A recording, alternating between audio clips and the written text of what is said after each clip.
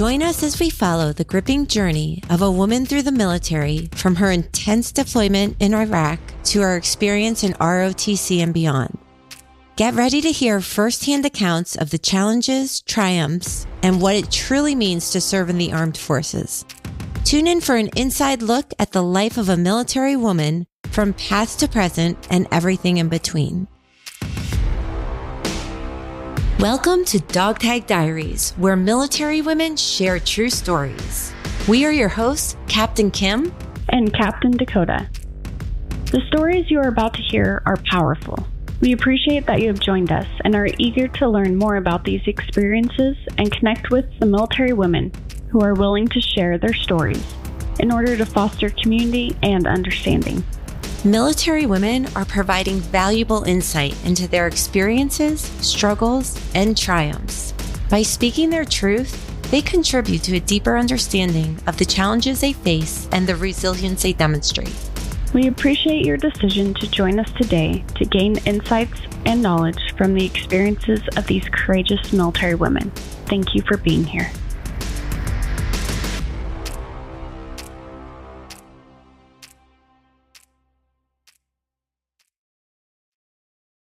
Welcome to Dog Tag Diaries.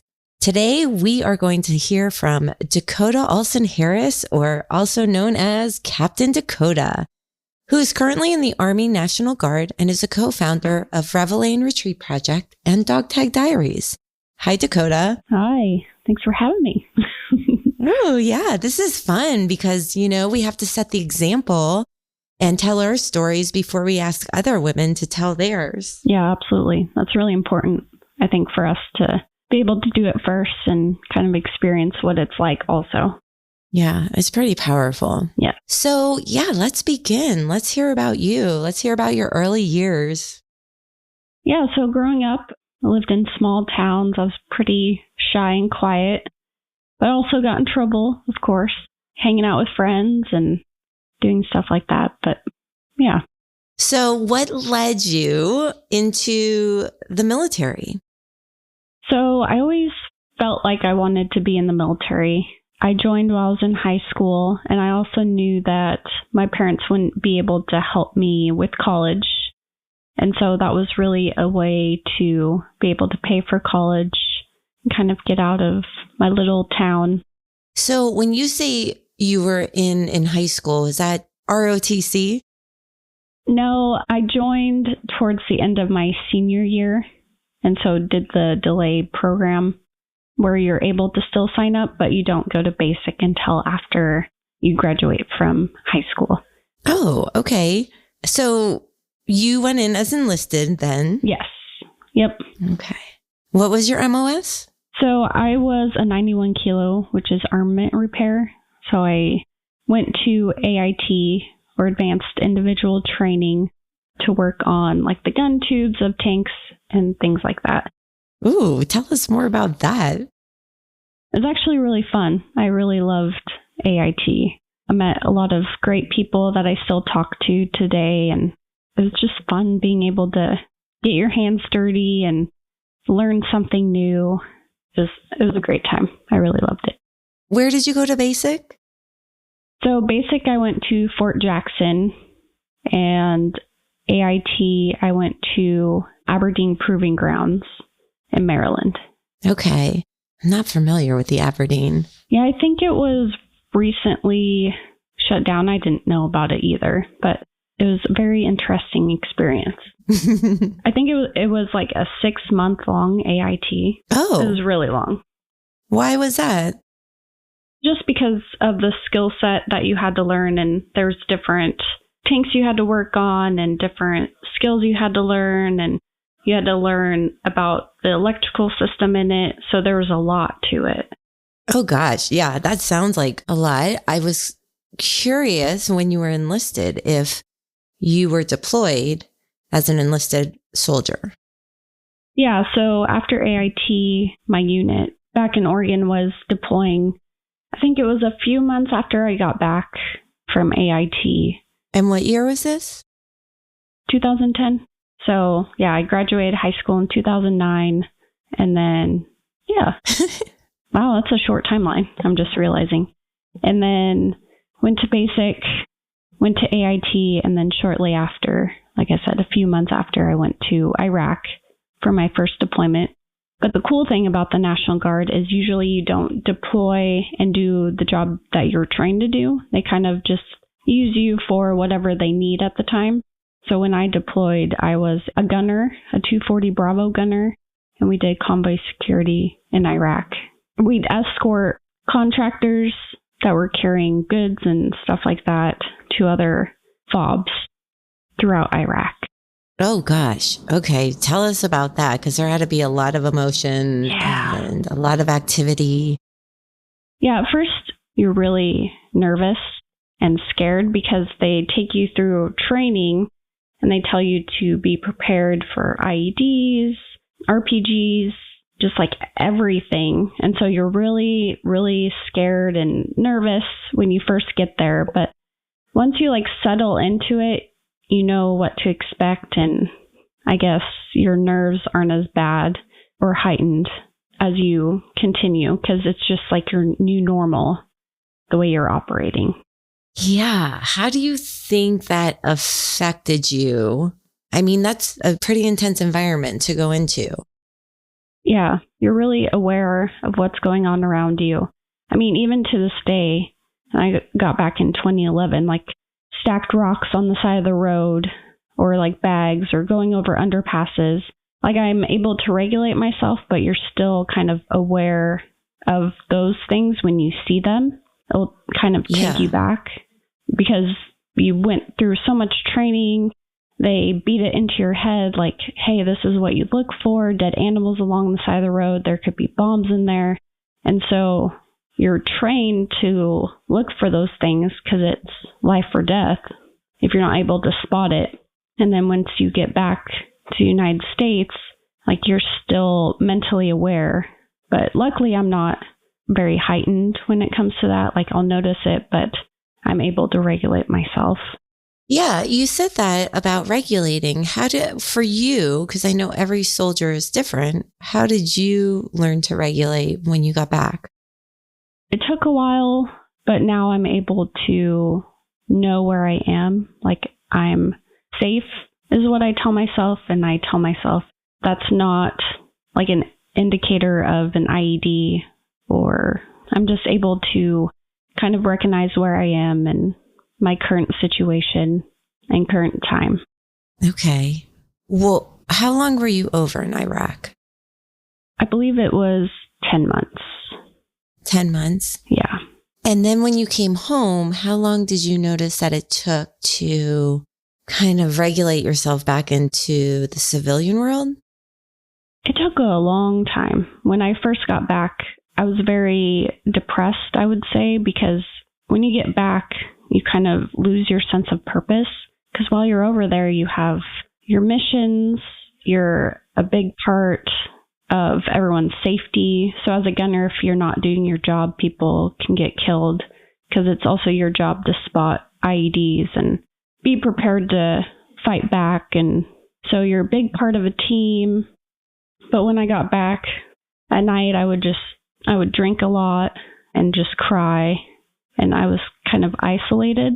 And then I had a family friend who was the ROTC head guy in charge, McKim. He reached out and really encouraged me to do ROTC, which is in college. You do ROTC. And I think that's really what helped me a lot, because it gave me another sense of purpose going through the ROTC program. But it was also difficult because I lived in the dorms, and I felt like my maturity and the sense of where I was mentally and what I had been through was a lot different than what a lot of college-age students go through, or where their mental state is. So it was really hard. I was still very isolated in college, at least for the first year, I would say. So it was definitely a different experience going from combat, a deployment to Iraq, and then living in the dorms with a bunch of college-age students. It was a big adjustment. Oh my goodness. Yeah. That sounds like a lot of obstacles And can you just tell the viewers what ROTC is in case there's non-military listening? Yeah, Reserved Officer Training Corps. So essentially it's just while you're attending college, you're able to train to become an officer in the military. And you go through that, and they'll give you scholarships to pay for your room and board and your college, your tuition. It's a really good program, and you learn a lot. Yeah, it sounds like a good program, but I want to keep trying to reintegrate back into society. And do you know how many other people that were there that were deployed in the ROTC program that you were in? So I went to ROTC at Eastern Oregon University, which is in La Grande, Oregon. And it's a smaller program, which is great because you get more hands-on training. But I actually had deployed with one of my ROTC instructors. And I think there's maybe one or two other people that had deployed, but a lot of the ROTC students hadn't deployed. And so it was good for me because I was able to bring my deployment experience into helping shape them as well. But it was also hard because I felt very passionate about certain things and they didn't understand why. But it always came back to safety. Like, you do this because if you don't do this, you could die or other people could die. And so I was very passionate about that. And a lot of people didn't understand why because they just hadn't experienced that. Yeah, if you haven't experienced it, it's very hard to understand. You can hear the person saying the words and trying to understand what they're saying. But I would think until you actually go over there and experience it, it's much different. So that sounds like it could be so frustrating for you. Yes. Because you saw how scary it was and how dangerous it was. And of course, you want to pass all that along because you don't want anyone to die over there. So yeah, and ROTC is about training officers who are in charge of other people. Yes. And so, yeah, if they don't get that training or understand why, like I said, people can die or get hurt or things happen. So yeah. So the main reason you wanted to go into ROTC was it was just a little push, right, from your commander? So it was one of my family friends. I did cheerleading with his daughter, and him and his wife really looked after me, and they really were big supports. But he reached out to me while I was still deployed and just really encouraged me to do ROTC. And even after I got back, he was very persistent in trying to get me in there. So I love that you had that support. I know. Yeah. I couldn't imagine where it would be if I didn't. Yeah. Isn't it amazing how people just come into our lives and kind of help guide us into a situation? It's up to us to be aware of that opportunity and be like, oh, we need to take that. Because who knows what could have happened to you? Yeah. If you went another direction, stayed in that depressed feeling and kept drinking, and like so many of us do, because it's a great distractor, not healthy, but it's a great distractor to take you away from those feelings. Absolutely. Good. Yeah. A very familiar coping mechanism, especially for people in the military, which is unfortunate because it's not a healthy one. Yeah. So when you were in ROTC, what did you study there? While I did ROTC, I studied sociology. And then after ROTC, I got my master's in social work, and now I'm a counselor for veterans, military service members, and their families. That's awesome. Yes, I love it. Oh my gosh, yes, because you're so experienced. You went over there, you experienced it.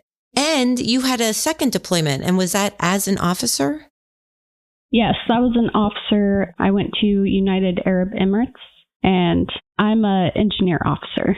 Combat engineer officer. So we deal with demolition, things like that. And it's really fun. So you get to blow up things. Yes, absolutely. Oh, yeah. How does that feel? It's good. I love it. It's never a dull moment because you're always playing with explosives and watching your soldiers learn. And yeah, I love it. So how would you incorporate that into your deployment? Like, what kind of things do you blow up when you're over there? You said you were over in Dubai or? Yeah, around that area. Okay. So again, with the National Guard, you don't usually deploy with your AOC or your MOS. They usually just put you where they need you. So I was the mayor of the camp, which just means like I helped oversee it, make sure things were running smoothly. But it was really cool because we got to work with the Australian engineers. And so we got to do demolitions with them, see how they operate. And then we also got to wear their bomb suit and play with their robot. It was really fun and a good experience. What? Dakota, we need to talk more offline. I love all this. I want to hear more stories then. So what else would you do over there? We essentially just did fob security, and then we also did HIMARS security, and then I was the mayor. But we got to integrate with the Emiratis and other countries. We played volleyball with Australia. It was just, and the British. It was just really fun. It was a good experience. Oh, yeah. You're definitely well-rounded. So I know you had an experience that was very traumatic for you. If you can talk about that when you were over the first time and you were were you in the Humvees or? Max Pros or MRAPs. Okay. So they're bigger military vehicles and they're up armored. So essentially they're safer is the idea. But I was in Iraq and we were doing convoy security, and one of our trucks got hit with an RPG. And essentially what happened was my vehicle didn't have AC, which in Iraq is not a good thing. And so when this truck got hit, it was still mobile, but the gunner took very severe shrapnel to the neck and all over his body. And so essentially what happened is we switched vehicles because ours was deadlined essentially because it didn't have AC. And so I was put into the truck of where the gunner was hit. And that was really hard because at the time it's very chaotic. There's Iraq traffic on the other side of the road. People are watching. You're on high alert because you don't know if the person's still there or if you're going to get hit again. So we were transferring vehicles. And then when I got up there, there was just blood all over the place. And the truck was really messed up from getting hit by the RPG. And I think it was really hard because at the time you don't know if he survived or not because the helicopter came and took him away. And that's the last you know for a while. And you still have to finish the mission. So that was really hard. And eventually, when we got back to the States, I think he really struggled with that and not knowing who did it. Or also there was a video. The Iraqis would like to record what happened. And so there's video of the RPG person actually shooting the RPG at our truck. And like I said, we weren't able to find the person or anything like that. And that was also very difficult because there's this video out there and you see it happening, but you're not able to catch the person. So that was very difficult. But going back, like I said, when he got back to the States, he really struggled with that. And ultimately, he ended up overdosing and he's no longer with us. So that's really why I became so interested in being a counselor for veterans and military service members, because I know what they go through and the struggles, and it's hard seeing your friends go through that and not being able to help them. And I also had an ex-partner who really suffered from PTSD and just with so many medications, and it really just masks what they're experiencing and what they're going through. And he ended up overdosing like 3 or 4 times, and I would find him, and that was really hard to see him go through that. Luckily, he's still alive. But yeah, that's a lot of the reason why I became a counselor. Yeah, well, thank you, because we're very lucky to have you. Thank you.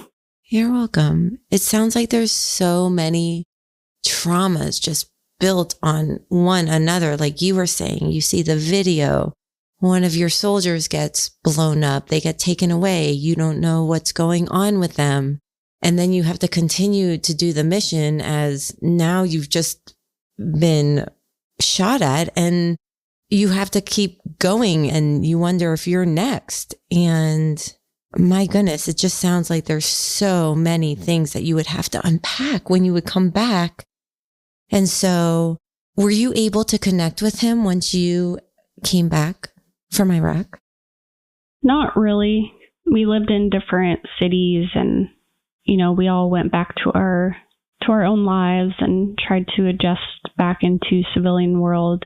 So that was pretty hard.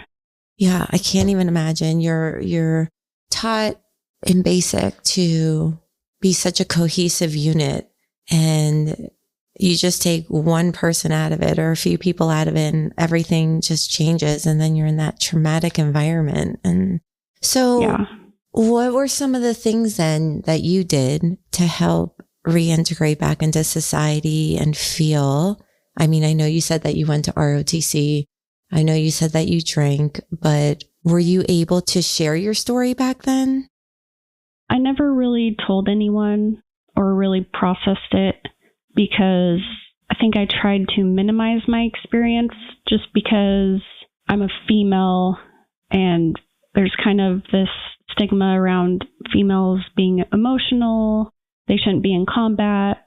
And so I really tried to suppress it, and I didn't talk to anyone about it. And so I just dealt with it by drinking, staying busy. In college, I did ROTC, I did cheer and dance, I was student government.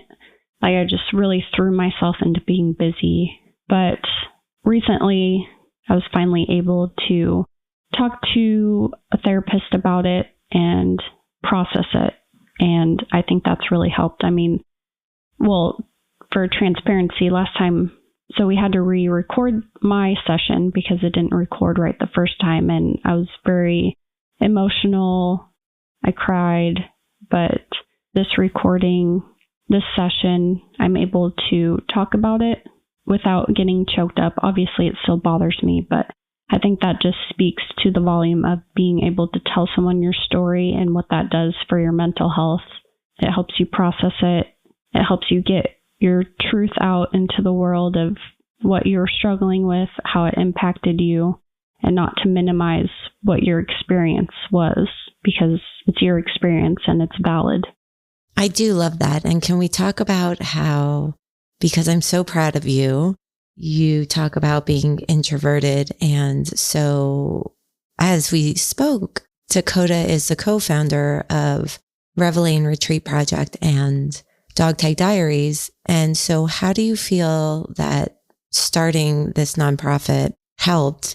And then once we saw the women sitting and talking about their stories and being more vulnerable without males there, we decided to start Dog Tag Diaries, this podcast. So why don't you talk about how all of that helped you? Yeah. So I think it's important to be an example. And so being able to record and tell my story about my military experience is very powerful, and hopefully it helps other women to do the same. I think it's very important to have a community and a support group for women, especially with what we go through as far as being discriminated or military sexual trauma, post-traumatic stress disorder, and just being validated in our experience by other people who have experienced that as well is really important. And I'm really excited to offer that to other women.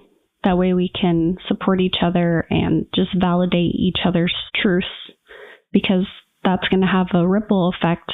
It'll not only help that woman, but it will help her community, her children, help her relationship with her husband. It's just generational healing is what it is. Oh, I love that. So I'm excited to be a part of that. Well, thank you for being so brave to take this journey with me, because I agree with you. It's the same thing. It feels so good when you get it out from inside and you're just able to speak your truth and let other women know that they're not alone.